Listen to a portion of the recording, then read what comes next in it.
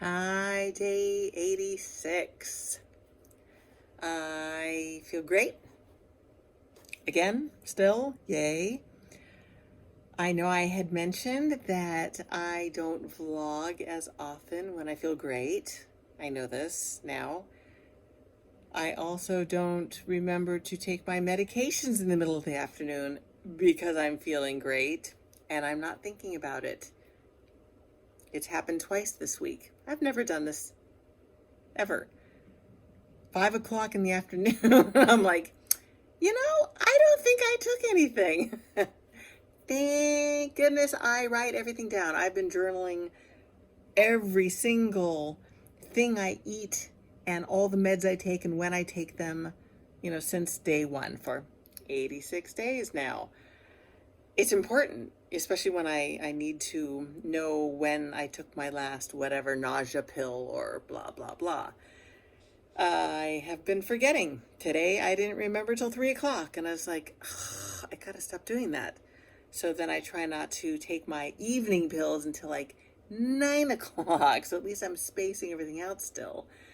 I just find that to be rather funny. The other thing I'm doing, since I'm feeling good, since I feel well, is I'm not eating my normal good power foods. I've almost completely stopped drinking those shakes. I personally, my palate needed a break from those shakes. I did. So I'll try to get back to them because I know there are a lot of vitamins and minerals in those things, a lot of fats, a lot of proteins. But the flavor is just like, it's so thick. It's so rich and thick and chocolate. You would think that'd be good, and it used to be really good, and now it's really bad in my mouth. So where I was going with the food is I've started eating out. I don't even like going to restaurants. I'm not a restaurant person because I'm picky. And I like my food. I like the way I cook my food because I know exactly what's in the food that I cook. I know the oils I'm using. I know the seasonings I'm using. And I know that everything is non-GMO.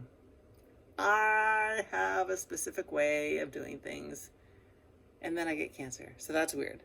But I went out for lunch for Vaughn's birthday, ate stuff I don't normally eat. Went out for dinner with all the kids last night. That was really tons of fun. I think I told you about that. I ate tons of things I don't normally eat. Like tons of things I don't normally eat. Everything. I was even eating not chips exactly because they're all GMO. But I was using a chip kind of as a spoon to spoon the salsa into my mouth because suddenly, and this is gone the first time for mega months that I want spicy. So I'm craving spicy.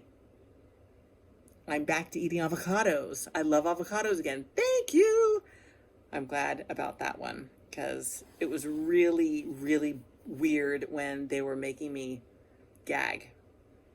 The thought of an avocado was just not working, which is very strange.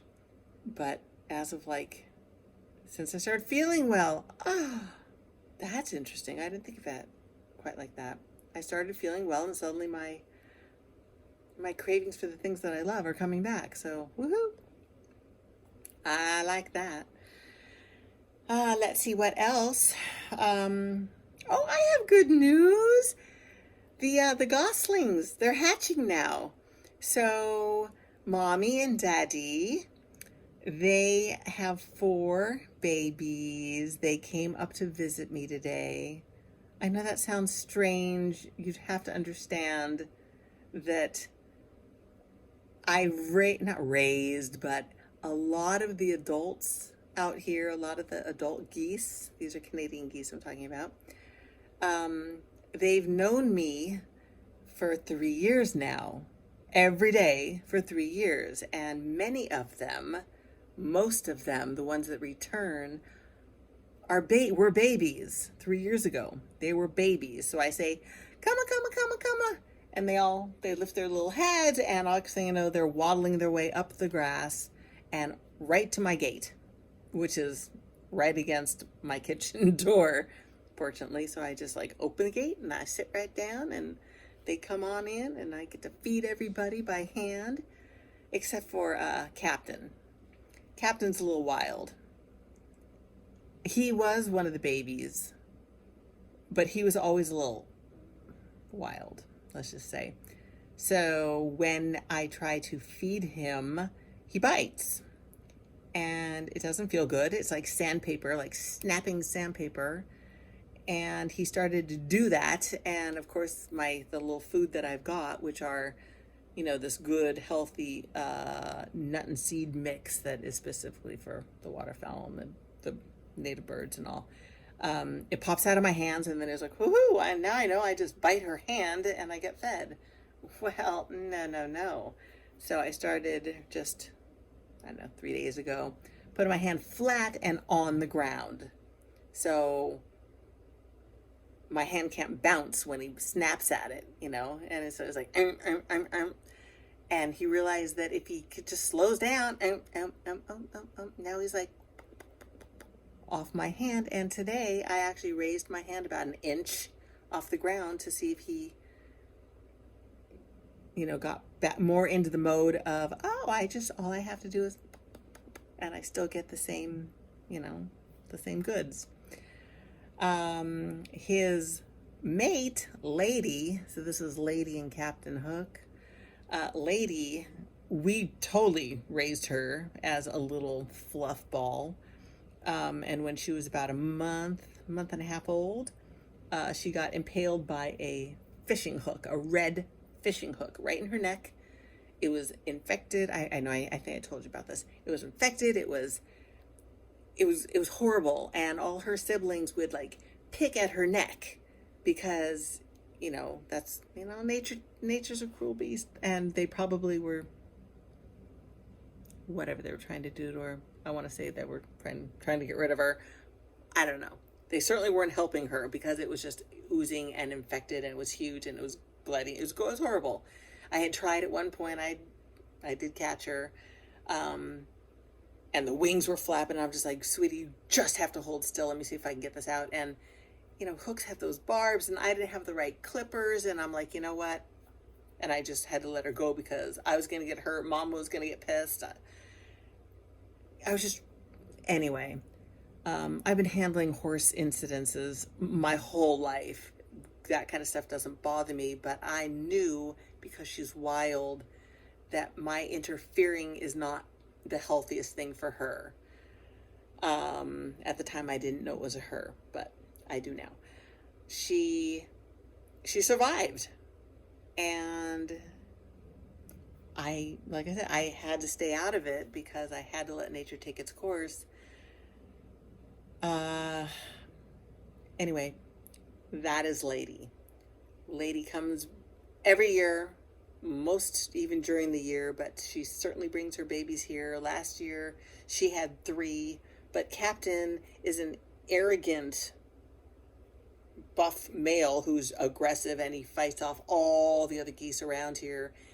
And he was so busy with his 3 babies last year, fighting off all the other geese, that his babies, all 3 of them died.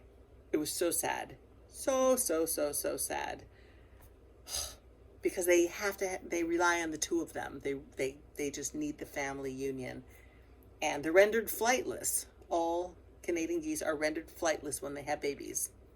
Can't fly. Their job is to raise their young and not to leave their young. And maybe that's nature's way of saying, if I gave you a chance to fly away, you probably would, because having, anywhere from 1 to 13 babies, who wouldn't want to fly away, right? Why am I talking about this so much? It's because the babies are back. 4 came by today with mommy and daddy. Captain is still out there waiting for Lady for all their, eggs to hatch. And they're up on a roof, so that'll be interesting. I think all the babies are born with enough buoyancy. That would be water. Anyway, they bounce. They're designed to poof, poof, poof, poof, poof, poof, boom. And then they kind of like go, okay, where's mom? That is how they enter this world. For the first, whatever, it takes a couple days before they exit that nest. So I'm super excited because they're going to be right here as well. And then all the others are going to be here. And it's just going to be a big party of goslings. That is the most joyful time because the moms and the dads, they know me, and I make my come call, and all the babies are going to know that same call, and everybody's going to start running up the grass as they have been doing for the past 3 years, and it warms my heart. Cutest thing in the world. And I can just sit there and they're like all over me. You know, mommy and dad are a little hesitant, I have to say. You know, they're wild, and I want to keep them wild. So I don't go out and pet them. I don't pick them up. That's not okay. But I sit there and at my home, and they know that this is a safe domain. And I just sit there, and they cuddle up, and they'll close their eyes and fall asleep because they know I'm not going to hurt them ever. And they're so relaxed around me. That's all I want. I just like that they're happy, and they're really happy. It's cool. You'd have to know what I'm talking about. Oh my God, and the coots. Oh, the coots are back. Coots are one of my favorite birds. Did I talk about them last time? Maybe I did. I don't remember. Chemo brain. Anyway, they're these charcoal football-sized birds. They look like a football, but they're charcoal with a black head and a white bill, you know, and a third eye, a little bindi. Anyway, now they're back, and I'm like, what do I call them? Cups. I call them cups. They're coots, but they're so cute. I call them cootie pies. And they make the sound. They go, cup, cup, cup, cup. So I call them cups. I'm like, cup, cup, cup, cup, cup. And they come running up, up the grass and right to my gate. It's like, hi, guys, cup, cup. And they jump like little jumping beans. And, you know, it's like this like a menagerie out there of wildlife. I love it. Do you not think that having all this amazing nature and these waterfowl and the birds and the hummingbirds and the squirrel, not loving the squirrel, he's a pain in the butt. Anyway, but they're all over here every day, all day, every day if I want them to be. But certainly every morning they just all wait for me, and it's helping me heal. These critters are my cancer killers. They're cancer killers. The critters are cancer killers. I like that. Because what kind of cancer wants to live in a body that's freaking happy? Right? Right? Right? Right? Right? Right? Right. I like that. I love them. Every one of them. You want to get bit. It's like, did you have to do that? Oh, well, anyway. Sorry about the jiggly. I realize I am on a pillow talking. Matthew's in the other room watching TV, and I wanted to come in here and talk, but I'm like, So if y'all are getting seasick, sorry. So, all's good. I'm going to start exiting so I can go to bed now. I thought I was going to bed early. It's not early anymore. It's 9:30. I want to go to sleep. I love you. I love me. And I'll talk with you tomorrow with something fun to talk about, okay? Mwah. Good night, everybody. Bye.